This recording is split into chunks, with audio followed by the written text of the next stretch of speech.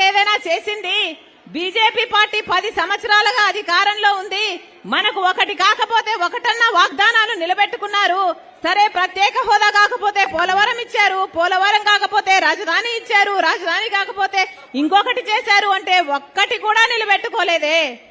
మరి ఒక్క మాట నిలబెట్టుకోలేదు. మనకు విశాఖ జోన్కి రైల్వే జోన్ ఇస్తామన్నారు, కడపలో స్టీల్ ఫ్యాక్టరీ చేస్తామన్నారు.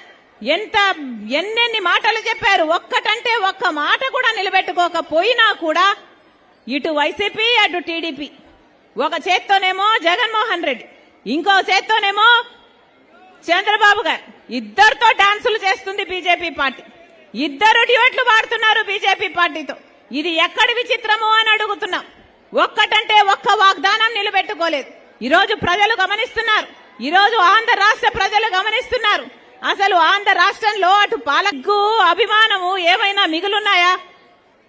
ఎందుకీ బానిసత్వం అని అడుగుతున్నాం. ఎందుకీ బానిసత్వం అని అడుగుతున్నాం. మనకు బీజేపీ ఒక్కటి కూడా చేయకపోయినా కూడా వాళ్ళ కాళ్ళ మీద పడాల్సిన అవసరం ఏముంది? మన